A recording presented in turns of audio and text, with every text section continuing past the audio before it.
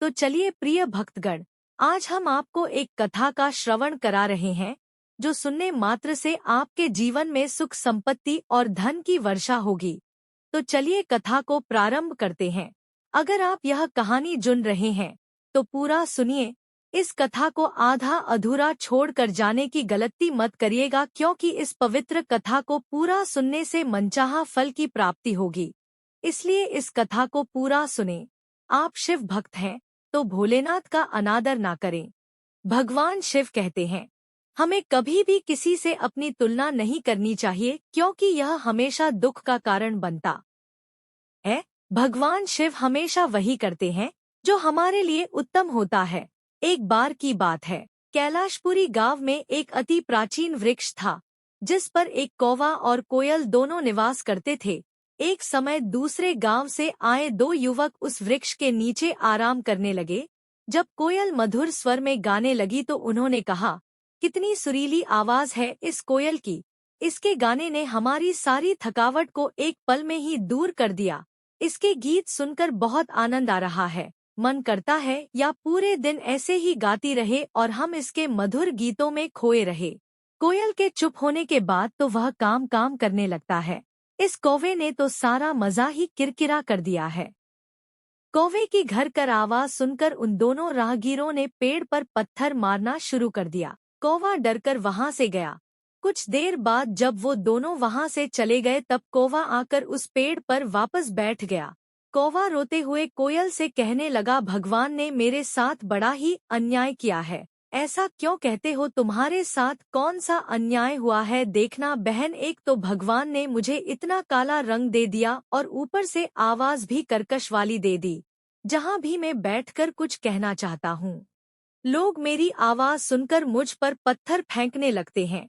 और तुम हो जिसका रंग भले ही गहरा हो, लेकिन तुम्हारी वाणी इतनी सुरीली है कि हर कोई तुम्हें सुनना चाहता है और कोई तुम्हें दूर नहीं करता। यही तो भगवान की लीला है। मेरे दोस्त, वह जिसे जैसा बनाता है हमें वैसा ही स्वीकार करना पड़ता है। क्या तुम मुझे कोई ऐसा उपाय बता सकते हो जिससे मेरी वाणी भी तुम्हारी जैसी मधुर हो जाए? ऐसा तो कोई नहीं कर सकता कि तुम्हें कोयल बना दे सिवाय भगवान शिव। भगवान के नियमों को बदलने की शक्ति केवल शिव जी के पास ही है। केवल वही है जो ब्रह्मा जी के लेख को बदल सकते हैं। अगर तुम कैलाश जाकर शिव जी से प्रार्थना करोगे तो वह तुम्हारी अवश्य सहायता करेगा। तब कौवा 2 दिन की यात्रा कर कैलाश पर शिव जी के पास पहुंच जाता है। प्रणाम प्रभु का राज। आज कैलाश किस कारण आना हो? इसके बाद कौवे ने अपनी सारी व्यथा शिव जी को सुना दी। उसकी कहानी सुनने के बाद शिव जी बोले हैं, कालराज दुखी न हो। तुम जैसा चाहते हो मैं तुम्हें वैसा बना दूंगा, किंतु मैं चाहता हूँ कि कोयल का बनने से पहले तुम एक बार कोयल से जाकर पूछ लो कि वह कितनी सुखी है। शिवजी की बात सुनकर कौवा कोयल के पास जा पहुंचा और उसको अपनी और शिवजी के बीच हुई सारी बात बता दी। फिर कोयल उससे कहने लगी, भैया मेरी आवाज भले ही मीठी है पर रंग काला है। अंधेरे में मैं दिखाई नहीं देता। मुझसे अच्छी जिंदगी तो हंस की है जो कितना सफेद है सभी देखना चाहते हैं। उसे सारा दिन सरोवर में रहता है, कितना सुंदर लगता है, हर कोई उसे देखना चाहता है। कोयल की बातें सुनकर कौवे का मन बदल गया और वह फिर शिव जी के पास पहुंचा। मैं अब कोयल नहीं बनना चाहता प्रभु, क्योंकि वह अपने जीवन में संतुष्ट नहीं है। लेकिन हंस शायद अपने जीवन से खुश है। ठीक है, मैं तुम्हें हंस बना दूंगा, लेकिन पहले जाकर हंस से पूछो कि कहीं वह अपने जीवन से नाखुश तो नहीं है। कौवा फिर से हंस के पास गया। भाई मैं तुमसे कुछ पूछना चाहता हूँ। पूछो भाई, क्या पूछना चाहते हो? तुम अपने जीवन में तो खुश होंगे। हंस, नहीं भाई, मुझे हमेशा डर रहता है कि कोई मुझे शिकार न बना ले। लेकिन तुम्हारा शिकार कौन करेगा? आजकल सभी पानी में रहने वाले जीवों को मारकर खा जाते हैं। मुझे हर समय यही डर लगा रहता है कि कोई मुझे मार डाले। यही मेरे जीवन का सच है। सच कहूँ तो तोते का जीवन बेहतर होता है। हरा हरा रंग और लाल लाल चोंच। हंस की बात सुनकर कौवा तोता बनने की ख्वाहिश पाल लेता है और वो शिव जी के पास जाकर कहता है, प्रभु मुझे तोता बना दीजिए। काग राज, तुम एक बार तोते से जाकर पूछो कि कहीं उसको भी अपनी जिंदगी से कोई शिकायत नहीं है। उसके बाद कौआ तोते के पास चला जाता है और उससे पूछता है, दोस्त तुम तो अपनी जिंदगी में बहुत खुद हो तो तुम्हें कोई शिकायत नहीं होगी। तुम अपनी इस चोट से स्वादिष्ट खाना खाते हो, हरा हरा खूबसूरत रंग है, तुम्हारा लाल लाल सुंदर सुंदर चोंच है, तुम्हारे देखने में कितने सुंदर हो, सब लोग तुम्हें मिठ कहकर बुलाते हैं। नहीं तो मेरी सुंदरता ही तो मेरी जान का कारण है। मुझे हमेशा डर सताता रहता है कि कहीं कोई मुझे पकड़कर पिंजरे में जब बंद करे, मेरी आजादी ना छीन ले। वास्तव में मुझसे सुंदर तो मोर ही है, उसके खूबसूरत पंखा, जब वह नृत्य करता है तो वह कितना आकर्षक दिखता है। तोते की ये बातें सुनकर फिर कौवा शिवजी के पास जाता है और कहता है, मुझे न खास बनना है और न ही तो कृपया मुझे मोर बना दीजिए। मोर अपने जीवन में निश्चित ही खुश होगा। शिवजी फिर कहते हैं, पहले मोर से पूछ लो कि कहीं उसे अपने जीवन से कोई शिकायत तो नहीं है। कौवा मोर को खोजने निकला परंतु उसे कहीं नहीं मिला। अंततः वह उसे चिड़ियाघर में पाता है। भाई तुम कितने सुंदर देतने सुंदर दिखते हो और जब तुम नाचते हो तो तुम्हारी मुंदरता और भी बढ़ जाती है। लोग तो तुम्हारे साथ फोटो खिंचाने के लिए कितने खुश रहते हैं। और एक मैं कौला कलूटा हूँ, अगर मैं किसी की छत पर भी बैठ जाऊं तो वह मुझे वहां से भगा देते हैं। फिर मोर कहता है, इसी सुंदरता के कारण तो आज मैं पिंजरे में कैद हूँ। अगर बाहर रहता हूँ तो हर समय डर रहता है कि कब न जाने कौन आकर मेरे पंख नोचने कहीं कोई मेरा शिकार न कर ले। सबसे अच्छी जिंदगी तो तुम्हारी है, नहीं तुम्हें कोई पकड़ता है और न ही तुम्हारा शिकार करता है। अपनी आजादी में रहते हैं, लेकिन फिर भी न जाने क्यों तुम्हें खुद से शिकायत रहता है कि तुम्हारा रंग काला है और आवाज देता है। वास्तव में यही तुम्हारी रक्षा करता है। मैं भगवान से दुआ करता हूँ कि वह मुझे अगले जन्म में कौवा बनाए। मोर की बातें सुनकर कौवे को यह समझ में आ गया कि भगवान हमेशा वही करते हैं जो हमारे लिए उत्तम होता है, न कि वो जो हमें अच्छा लगे। इस विचार के साथ कौवा पुनः भगवान शिव के पास गया और बोला, प्रभु मुझे न तोता बनना है, न कोई अन्य हंस और न ही मोर। मैं जो हूँ मैं उसी में संतुष्ट हूँ। भगवान शिव ने उसकी बातें सुनी और हंसते हुए कहते हैं, कागराज, यही तो मैं तुम्हें समझाना चाहता था। हमें कभी भी किसी से अपनी तुलना नहीं करनी चाहिए, क्योंकि यह हमेशा दुख का कारण बनता है और हर कोई अपने आप में विशेष है। अब कौवे को सारी बात समझ आ चुकी थी।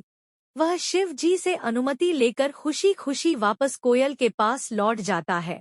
इधर कैलाश पर्वत पर भगवान शिव को यह बात पता नहीं थी कि उनका एक पुत्र है जिसका निर्माण माता पार्वती ने किया है। भगवान शिव माता पार्वती से मिलने आने वाले होते हैं। यह खबर सुनकर माता पार्वती स्नान करने चली जाती है, लेकिन उस समय कोई उपस्थित न होने के कारण वह गणेश को बाहर पहरेदारी के लिए खड़ा करके जाती है ताकि कोई अन्य अंदर प्रवेश न कर सके। इसके पश्चात भगवान शिव वहां पहुंचते हैं और अपनी गुफा में जाने का प्रयास करते हैं। गणेश पहरेदारी कर रहे होते हैं। वह शिव जी को अंदर जाने से रोकते हैं। शिव जी को आश्चर्य होता है कि ये बालक कौन है जो उन्हें उनके ही निवास स्थान पर जाने से रोक हैं। कौन हो तुम बालक जो इस तरह से बात कर रहे हो? हम स्वयं ही भीतर जाकर देवी पार्वती से पूछते हैं, ये कौन बालक है जो हमारे रद्वार पर हमारा रास्ता रोककर खड़ा है? तो क्या आपको भीतर जाने की अनुमति नहीं है? मेरी माता श्री का आदेश है कि कोई भी भीतर न जाने पाए और जब तक वह नहीं कह दे, मैं किसी को भी इस महल के भीतर नहीं जाने दूंगा। भगवान शिव कहते हैं, घर जावन हमें क्रोध ना दिया, हमारे रास्ते से हट जाओ, अन्यथा हमारे गुस्से का तुम्हें अंदाजा नहीं है और ना ही तुम मुझे जानते हो। फिर गणेश जी कहते हैं, मेरे रहते कोई इस द्वार को पार नहीं कर सकता। फिर भगवान शिव कहते हैं, इसलिए आज तेरा अंत होगा। खुद को हमारे प्रहार से बचाना। अगर तुम युद्ध चाहते हो तो हम इसे भी स्वीकार करेंगे।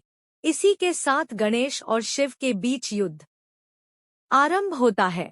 युद्ध में भगवान शिव अपने त्रिशूल से गणेश के सिर को धड़ से अलग कर देते हैं। सभी देवता भी वहां मौजूद हो जाते हैं।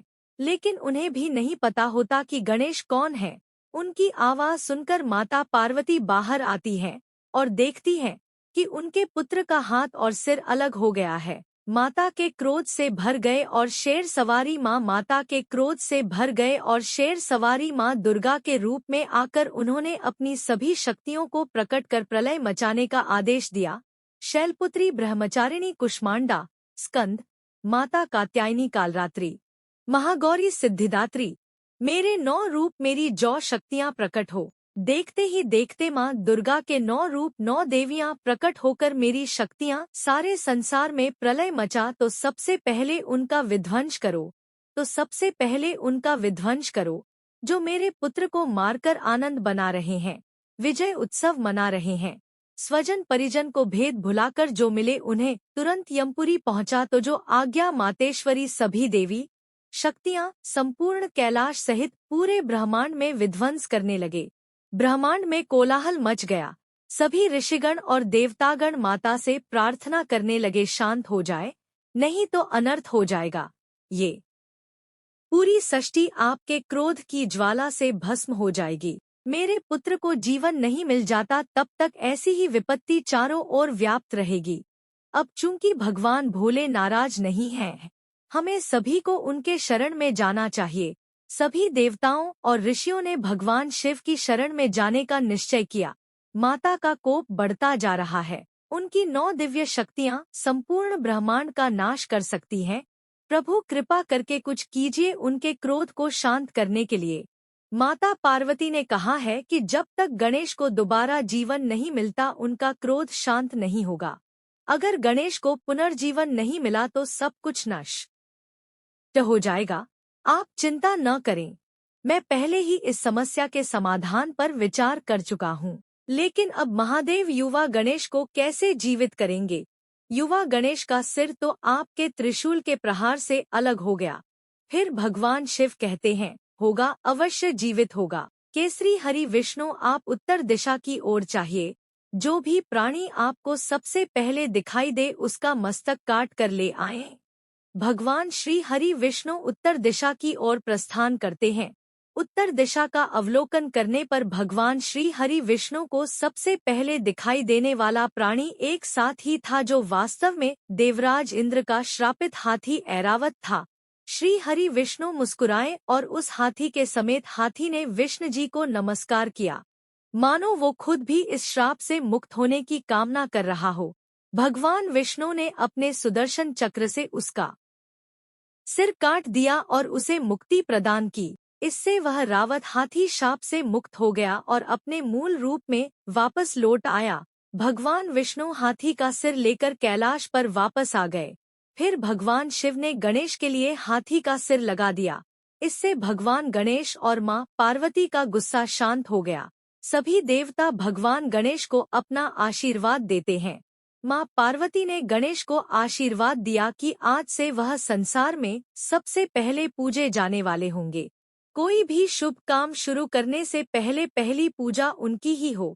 बिना श्री गणेश के प्रथम पूजा के किसी भी शुभ काम, पूजा पाठ, व्रत या धर्म का फल प्राप्त नहीं होगा। आज से गणेश सभी के मुखिया बनाएंगे। आज से तुम मेरे सभी देव गणों का नेतृत्व करोगे क्योंकि तुम प्रथम पूज्य हो। ये मेरा वरदान है। संसार में कोई भी तुम्हें चुनौती नहीं दे पाएगा। इसके बाद सभी देवी देवता युवा गणेश को अपने आशीर्वाद से सम्मानित करते हैं।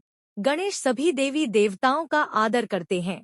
भगवान शिव और मां पार्वती उन्हें अपने दिल से लगा लेते हैं। उस दिन शेर गौरी पुत्र गणेश सर्वप्रथम पूज्य बन गए। संसार में किसी भी शुभ कार्य के आरंभ से पहले भगवान गणेश की आराधना की जाती है। पृथ्वी की रक्षा और मानव कल्याण के लिए भगवान विष्णु की तरह भगवान शिव ने भी कई बार अवतार ग्रहण किया है। भगवान शिव का एक ऐसा ही अवतार है, बटुक अवतार, जिसका अर्थ होता है छोटा बालक। पौराणिक कहानियों के मुताबिक एक बार महाभारत की बेटी अशोक सुंदरी ने अपने बचपन में हुड नामक एक दैत्य को श्राप दिया था कि उसकी मौत अशोक सुंदरी के भावी पति नहुष के हाथों ही होगी।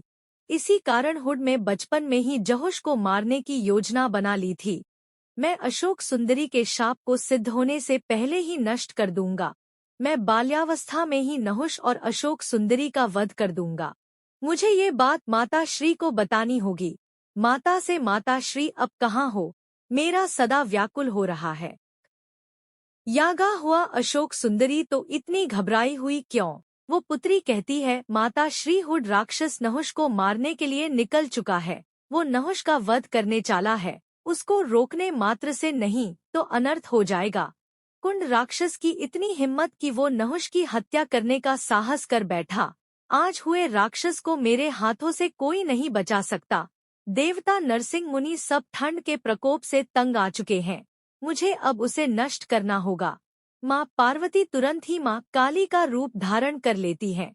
उनका गुस्सा बढ़ता जा रहा था। वे खड़ग उठाकर खुद के बंध के लिए चल पड़ती हैं।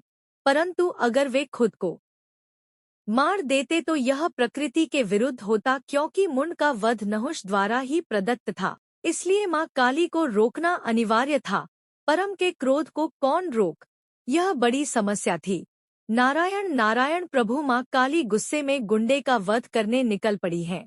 अब उनके क्रोध को शांत कौन करेगा? कौन उन्हें रोकेगा? आप सही कह रहे हैं देवर्षि नारद, अगर माँ काली को नहीं रोका गया तो अनर्थ हो सकता है। अब केवल महादेव ही उनके क्रोध को शांत कर सकते हैं, जैसा कि उन्होंने पहले भी कई बार किया है। आप तो जानते हैं देवर्षि जारद, जब देवी पार्वती बहुत क्रोधित होती हैं तो वे महाकाली का रूप ले लेती हैं और फिर उनके क्रोध को शांत करना कठिन हो जाता है। इतनी देर में सभी देवी देवता भगवान विष्णु के पास प्रकट होते हैं। प्रभु, देवी काली अत्यंत क्रोधित हो चुकी है। संसार और भय से कांप रहा था। प्रभु कुछ कीजिए, प्रभु कुछ कीजिए। आप चिंतित मत होइए। देवराज इंद्र, हम सब भगवान शिव के पास चलते हैं। हे महादेव, सभी देवी देवता आपके पास विनती करने आए हैं। इनकी सहायता कीजिए। फिर महादेव कहते हैं, मैं आपके लिए क्या सहायता कर सकता हूँ? फिर भगवान शिव ब्रह्मदेव से पूछते हैं, आखिर क्या हुआ है? फिर ब्रह्मदेव कहते हैं, महादेव, कुंड दैत्य को पता चल चुका है कि भविष्य में उसका वध आपके होने वाले जन नहुष के हाथों ही होगा। लेकिन गोंड राक्षस उसकी हत्या हेतु निकला है। देवी पार्वती इसी कारण क्रोध में आ गई हैं और उन्होंने माँ काली का रूप धारण कर लिया है। अब उनके क्रोध को केवल आप ही शांत कर सकते हैं। माँ काली को शांत करने हेतु वन के दरबार में आपको उपस्थित होना चाहिए। भगवान भोलेनाथ सभी देवताओं को संतुष्ट करते हुए देवी काली के सामने प्रकट होते हैं। देवी काली क्रोध की ज्वाला में विलीन थी। उन्होंने भगवान शिव को अपने सामने पाकर एक विशाल स्वरूप अख्तियार कर लिया और उनका क्रोध और भी बढ़ गया। शिवजी ने भी उन्हें रोकने के लिए अपना विशाल रूप धारण किया। रुको देवी पार्वती, शांत हो जाओ। नहीं, मेरा क्रोध केवल तब शांत होगा जब मैं पुन दैत्य का वध कर दो। देवी पार्वती, यदि आप कुंड का वध कर देती हैं तो हमारी कन्या अशोक सुंदरी द्वारा दिए गए उस शाप का क्या होगा? वह शाप व्यर्थ चला जाएगा। आप उस शाप की मर्यादा को कैसे भंग कर सकती हो? आप जानते हैं प्रभव, गुण हमारी पुत्री और होने वाले जामाता को मारने का दुस्साहस किया है और आप कहते हैं कि शांत हो जाओ। नहीं, देवी पार्वती, आसमान की ओर देखिए। सभी देवी देवता आपके इस रौद्र रूप को देखकर घबरा रहे हैं। शांत हो जाओ पार्वती, यही संसार के हित में है। नहीं, अब मुझे कोई शांत नहीं कर सकता। आप मेरे मार्ग से हट जाएं। मैं आज नहीं रुकेंगी। पर रुकिए देवी पार्वती, हमारी पुत्री अशोक सुंदरी और नमो दोनों ही सकुशल हैं। उन्हें कुछ नहीं। नारायण नारायण, अब क्या होगा? प्रभु, माता तो क्रोध की अग्नि में आगे बढ़ चुकी है। अब महादेव किस प्रकार माता को शांत करेंगे? उन्होंने तो महादेव के वचनों का भी अनादर कर दिया है। जब देवर्षि नारद और भगवान शिव हमारे साथ हैं तो हमें चिंता करने की जरूरत नहीं है। वे अवश्य ही देवी काली के क्रोध को दूर करेंगे। आप चिंता मुक्त रहें। माँ काली अपने क्रोध में आगे बढ़ रही थी, तभी उन्हें एक बच्चे के रोने की ध्वनि सुनाई दी। असल में वह बच्चा कोई और नहीं बल्कि महादेव का ही रूप था। वह बच्चा महादेव की भांति ही दिखता था। महादेव अपने बाल रूप में लगातार रोए जा रहे थे। उनका रोना थम नहीं रहा था। एक बच्चे के निरंतर रोने की आवाज सुनकर माँ काली थम जाती है। बच्चे के रोने को देख माँ काली का दिल पिघल जाता है और वे उस बच्चे के पास जाती है। उस छोटे बच्चे को रोता देख काली का दिल नहीं मानता और वह उसे अपनी गोद में उठा लेती है। यह बच्चा क्यों रो रहा था? ये बच्चा चुप क्यों नहीं हो रहा है? शायद यह मेरे रूप को देखकर डर रहा हूँ। मुझे अपने वास्तविक रूप में आ जाना चाहिए। बालक की करुण आवाज को मुनकर अपना क्रोध भूल जाती है और वह अपने वास्तविक रूप में आ जाती है और बच्चे को खिलाने लगती है। बालक भी चुप हो जाता है। तभी वहां पर देव नारद और भगवान विष्णु सभी देवताओं के साथ प्रकट होते हैं। देवी पार्वती, ध्यान से इस बालक की तरफ देखिए। आपके क्रोध को शांत करने के लिए ही महादेव ने इस बालक का रूप धारण किया है और ये जो रो रहे थे वो इनकी पीड़ा थी। ये जानते थे कि आप इस समय अत्यंत दुखी हैं। अपने क्रोध को और आपने अपने दुख को क्रोध में परिवर्तित कर लिया है और क्रोध विनाशकारी होता है। ये तो आपको परिचित थे। देवी पार्वती, इसलिए आपके क्रोध को शांत करने के लिए ही महादेव ने इस बालक का रूप धारण किया था। आज यह सिद्ध हो गया कि अत्यंत क्रोध को अत्यंत प्रेम भाव से ही शांत किया जा सकता है। महादेव आज से आपका बाल स्वरूप बटक भैरव के नाम से प्रसिद्ध गए। इस अवसर पर सभी देवताओं ने शिव और पार्वती पर पुष्प वर्षा की। उस दिन से भक्तों ने बटक भैरव की पूजा आरंभ कर दी। इस वीडियो को बोलते समय कोई त्रुटि हो तो मैं क्षमा चाहती हूँ। उम्मीद है आप सभी को ये वीडियो अच्छी लगी होगी। अगर आप शिव के सच्चे भक्त हैं तो चैनल को सब्सक्राइब और वीडियो को लाइक करके कमेंट में हर हर महादेव लिख दीजिए।